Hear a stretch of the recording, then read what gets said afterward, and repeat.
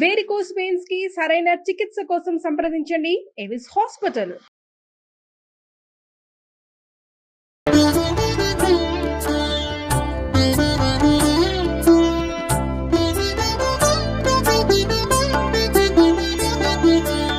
నమస్కారం.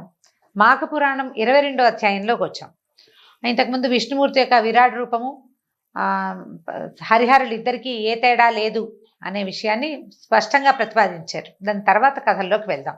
ఈ కృత్స్నమద మహాముని జన్హు మహామునితోటి ఇట్లా మాట్లాడుకుంటున్నారు. వాళ్ళిద్దరూ సంభాషిస్తున్న కథ అనమాట ఇది. ఏం చెప్తున్నారంటే, అశ్వమేధ యాగం చేసినవాడు, ఏకాదశి వ్రత నియమాన్ని పాటించినవాడు, మాఘమాస వ్రతం చేస్తూ ఏకాదశి వ్రతాన్ని పాటించినవాడు, వీళ్ళు అశ్వమేధ యాగం చేస్తే వచ్చేంత పుణ్యఫలితాన్ని పొంది తుదకి మోక్షాన్ని కూడా పొందుతారు. ఒట్టిగా అశ్వమేధ యాగం చేసిన వాడు అద్భుతంగా చేసుకుంటాడు, చాలా కష్టపడతాడు, బోళ్ళు ఖర్చు పెడతాడు, సంవత్సరాలు పడతాయి, వాళ్ళకి మహాపుణ్యం వస్తుంది. స్వర్గాన్ని మోక్షంతో మొదటి స్వర్గాన్ని తర్వాత మోక్షాన్ని పొందుతాడు. దాంతోపాటు ఏకాదశి వ్రతం చేసేవాడు, మాఘమాసంలో ఏకాదశి చేసేవాడు కూడా, మాఘమాస వ్రతం చేసుకుంటూ ఏకాదశి చేసేవాడికి కూడా ఇది వస్తుందట. ఏం చెప్తున్నారు? స్వర్గాధిపతి అయినటువంటి ఇంద్రుని పదవిని పొందుతారు. మాఘ ద్వాదశి నాడు బ్రాహ్మణులతో కలిసి పారణ చేయవాడు, అన్నదానం చేయవాడు పొందే పుణ్యం అనంతము అని కృత్స్నమద మహర్షి జను మహర్షితోటి చెప్తున్నారు. చెప్పేసరికల్లా జను అడిగారనమాట, అనేకమైన తిథులుండగా ఏకాదశి అన్నిటికంటే శుభప్రదమైంది ఎలా అయింది? అనేక అశ్వమేధ యాగాలు చేస్తే వచ్చే ఫలితం ఒక ఏకాదశితోటే ఎట్లా వస్తుంది? ఎవరైనా ఇట్లా చేసి ఇంత పుణ్యాన్ని పొందారా అని అడిగారు. అడిగితే అప్పుడు కృత్స్నమదులు ఇలా చెప్తున్నారు, పాపాన్ని పోగొట్టి ఆయురారోగ్యాలని, సంపదలను, పుత్రపౌత్రాభివృద్ధిని పొందినట్టి ఒక వ్రత కథని చెప్తాను వినమన్నారు. ఏమట? పూర్వము దేవాసురులు మేరు పర్వతాన్ని కవ్వంగాను, సర్పరాజు వాసుకిని కవ్వపు తాడుగాను చేసి క్షీర సముద్రాన్ని మథించారు. క్షీరసాగర మథనం కథ చెప్తున్నారండి. అప్పుడు ఏమైంది? దీన్ని 3 వరుసలుగా చుట్టారనమాట. వాసుకిని మేరు పర్వతానికి 3 వరుసలుగా చుట్టి దేవతల వైపు, రాక్షసులు ఇంకోవైపు పట్టుకున్నారు. చెరో పక్కన తోకకళ్ళు తలకళ్ళు పట్టుకుని లాగడం మొదలుపెట్టారు. ఇట్లా సముద్ర మథనం జరుగుతూ ఉండగా పద్మాసన అయినటువంటి లక్ష్మీదేవి క్షీర సముద్రంలో నుంచి పుట్టింది. చాలా పుట్టినాయి కదా, ఆ పుట్టిన వాటిలో అమ్మవారి సంగతి ముందు చెప్తున్నారనమాట. విష్ణువు ఆమెని భార్యగా స్వీకరించారు. అటు పిమ్మట ఉచ్చైశ్రవం అనే అశ్వము, కామధేనువు, కల్పవృక్షము, అమృత కలశము మొదలైనవి సముద్రం నుంచి వచ్చాయి. మహావిష్ణువు వాటిని ఇంద్రుడికి ఇచ్చారు. దేవదానవులు మళ్ళీ సముద్రాన్ని మథించారు. వాళ్ళకి ఏంటంటే అమృతం కావాలి. దానికోసం మథిస్తే ఏమైంది? విపరీతంగా ఒక హాలాహలం పుట్టుకొచ్చింది. దాంతో దేవతలు, రాక్షసులు భయపడి సర్వలోక శరణ్యుడైన శంకరుడి దగ్గరికి పరిగెత్తారు. ఆయన స్తుతించారు, నాయనా నువ్వే మాకు దిక్కు, ఇక మాకెవరు లేరు అని చెప్పి ఈ భయపీడితులైన దేవదానవులతోటి స్తుతింపబడిన పరమేశ్వరుడు, పైగా ఏమిటైనా ఆర్తత్రాణ పరాయణుడు, దీనుల్ని రక్షించేవాడు శివుడు, ఆయన ఏం చేశాడు? ఆ విషాన్ని మింగి తన కంఠంలోనే దాచుకున్నాడు. కంఠాన్ని నల్లబరుచుకుని నీలకంఠుడై ప్రసిద్ధికెక్కాడు. అప్పుడు ఆ తర్వాత ఏమైంది? విషభయం తొలగిపోవడంతో నిశ్చింతులైనటువంటి దేవదానవులు మళ్ళీ సముద్ర మథనం చేశారు. ఈసారి చిట్ట చివరికి ఏమైంది? ఈ ధన్వంతరి బయటకు వచ్చాడు. ఆయన ఏం చేశాడంటే అమృత పాత్రని పట్టుకొచ్చేసరికల్లా వీళ్ళు ఏం చేశారు? ఈ సముద్ర మంథనం మానేసేసి ఎలాగైనా సరే దీన్ని లాక్కోవాలని ప్రయత్నం చేశారు. ఆయన ధన్వంతరి చేష్టలు దక్కి నుంచున్నాడు. లాగేసుకున్నారు, పాత్ర కోసం పరిగెడుతున్నారు, దేవతలు దానవులు కొట్టేసుకుంటున్నారు. తీవ్రమైన గగ్గోలు వచ్చింది అక్కడ. అప్పుడు మాయావి అయినటువంటి, మాయావి అంటే దుష్టు అర్థంలో తీసుకోకూడదు దీన్ని, మాయా స్వరూపుడైనటువంటి విష్ణుమూర్తి ఏం చేశాడట? మోహిని స్వరూపాన్ని తీసుకున్నాడు. జగన్మోహిని అవతారం. ఆమె రూపము అన్ని ప్రాణులకి నయనానందాన్ని కలిగిస్తుంది. మనోహరమైన ఆమె శరీరము, అసలు ఆమెను చూసేసరికల్లా ఒక రకమైన ఉద్రేకం, ఆమెను సొంతం చేసుకోవాలనిపిస్తుంది, లేదా ఆమెకు లోబడి ఉండాలనిపిస్తుంది. అలాంటి మాయాభావాన్ని కలిగించే మాయాస్వరూపం అనమాట జగన్మోహిని. ఆవిడ ముక్కు ఎలా ఉందట? వికసించిన సంపెంగలాగా ఉంది. నేత్రాలు మనోహరాలై విశాలంగా ఉన్నాయి. మృదువైన బాహువులు, పొడవైన కేశములు, తీగ వంటి శరీరము, సర్వాభరణ భూషితి అయి పచ్చని పట్టుచీర కట్టుకుని సౌందర్య రాశి ఆవిడ. ఆ అందానికి కళ్ళు తిప్పలేరు, కళ్ళు ఆర్పలేరు. ఆమె ఏది చెప్తే అది చేయటమే. సిట్టు స్టాండు చేయించేస్తుంది అనమాట ఆవిడ ఎవరినైనా సరే, అంత బాగా చేయగలదు. అక్కడి నుంచి చంచలమైనటువంటి ఆ కడగంటి చూపులతోటి ఆమె అందరికీ మోహాన్ని పెంపొందించింది. ఆకస్మికంగా సాక్షాత్కరించిన ఆ మోహిని వివాదపడుతున్నటువంటి దేవదానవుల మధ్యలో నుంచుని, ఓ దేవతలారా, ఓ దానవులారా అంటూ తీయగా మధుర స్వరంతో పిలిచింది. ఆమె రూపానికి పారవస్యం చెందినటువంటి వీళ్ళిద్దరూ, ఈ రెండు గుంపుల జనము, దేవతలు దానవులు కూడా, వీళ్ళని మహానుభావులు అనడానికి వీల్లేదండి. లోబడిపోయారు అంటే గుంపే, ఇంకా అది ఇంకా రెండో మాట లేదు. అయితే మంత్రముగ్ధులై వివాదాన్ని మానేసి ఆమె దగ్గరికి వెళ్ళి నిలబడ్డారు.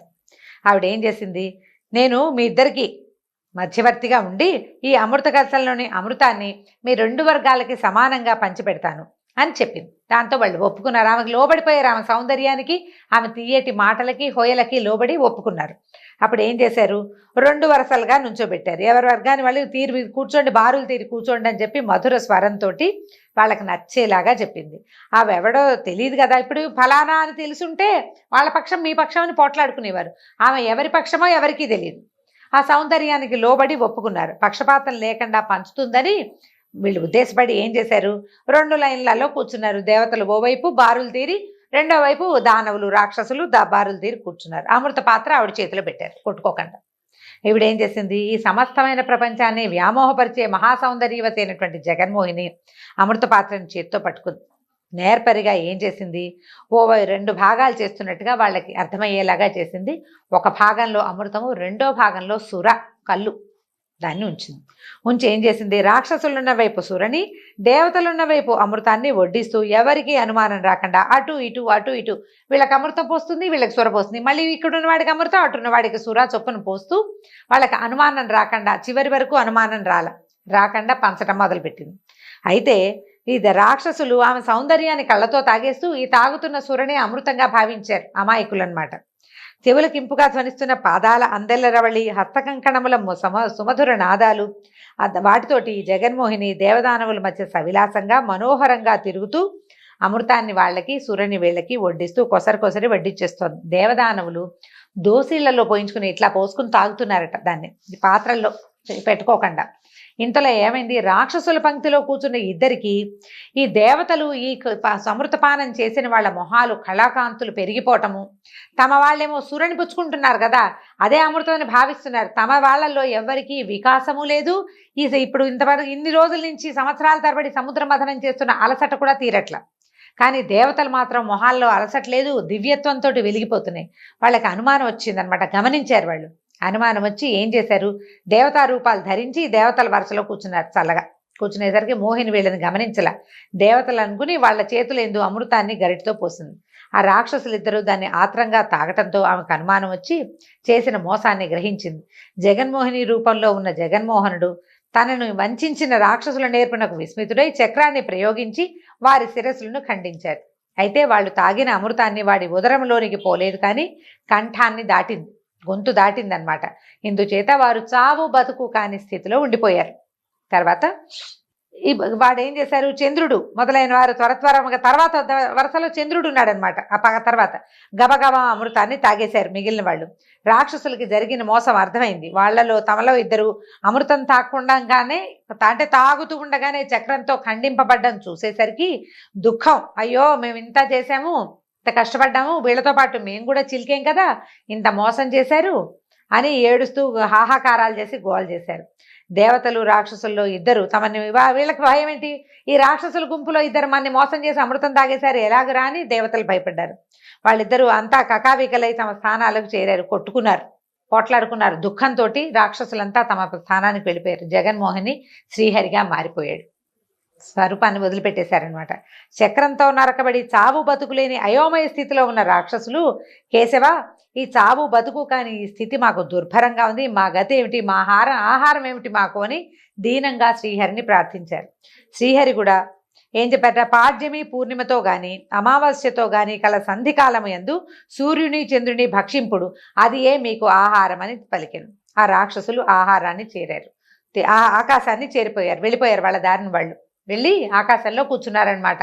ఈ సంధికాలంలో దాన్నే మనం గ్రహణం అనుకుంటాం కదా, సూర్యుడిని ఒకళ్ళు చంద్రుడిని ఒకళ్ళు మిగుతూ ఉంటారు. అప్పుడప్పుడు సంవత్సరంలో కొన్నిసార్లు మనం గ్రహణం అని భావిస్తాం. దాన్ని ఇలా చెప్తున్నారనమాట.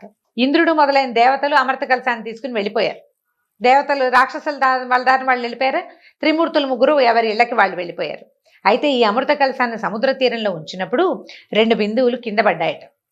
పడిన ఆ 2 బిందువుల నుంచి ఒక బిందువు పారిజాత వృక్షంగాను, రెండో బిందువు తులసి చెట్టుగాను పరిణమించాయి.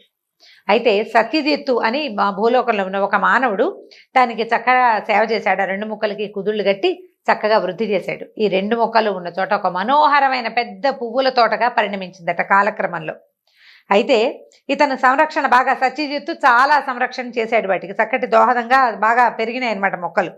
అతను ఆ మొక్కలకి నీరు పోసి పెంచుతూ పారిజాత పుష్పాలను, తులసి దళాలను దేవాలయాల్లోకి ఇచ్చి జీవిస్తూ ఉండేవాడట.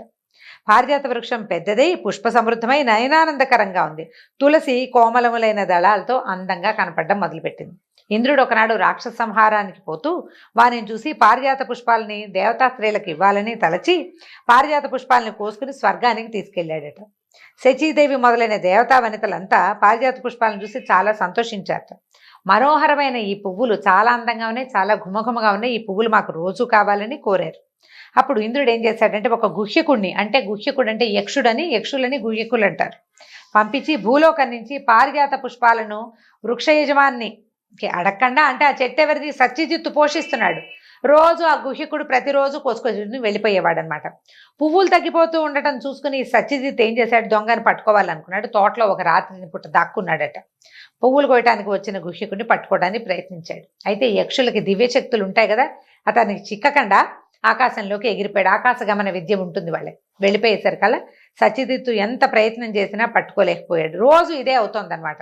అయితే దేవేంద్రుడు ఏమన్నాడు, నువ్వు యక్షుడివి, ఆకాశగమన శక్తి కలిగిన వాడికి మామూలు మానవులకు దొరకవు కాబట్టి పారిజాత పువ్వులు తేమని వాడు వెంటపడుతున్నాడండి అని చెప్పినా సరే నువ్వు దొరకవు కదా, ఎలాగో పువ్వులు కోసుకురమని చెప్పాడు. పువ్వులు ప్రతిరోజు పోతూనే ఉండేవి. ఈ సత్యజిత్తుకి ఏం చేయాలో తెలియలేదట. దాంతో ఏం చేశాడు, ఎలాగైనా ఈ పువ్వుల దొంగని పట్టుకోవాలని శ్రీహరి పూజా నిర్మాల్యం, అంటే కొన్ని పువ్వులు కోసుకెళ్తున్నాడు, మిగిలిన పువ్వులని తులసి పట్టుకెళ్ళి విష్ణు పూజకి ఇచ్చేస్తాడు దేవాలయంలో. పూజ నిర్మాల్యం అవుతుంది కదా మర్నాడు పొద్దుటికి. ఆ నిర్మాల్యాన్ని తెచ్చి పూల తోటకి వెలపలంతా చుట్టూతా అంతా చల్లేసేట నిర్మాల్యాన్ని. యక్షుడు యథాప్రకారం పారిజాత పుష్పాల దొంగతనాని కోసం వచ్చాడు. ఈ పువ్వుల్ని కోస్తూ పొరపాటున ఈ నిర్మాల్యాన్ని తొక్కాడు. భగవంతుడి నిర్మాల్యం మనం ఏం చేస్తామంటే పూజ చేసిన పువ్వుల్ని ఎక్కడా కాలికి తగలకూడదు.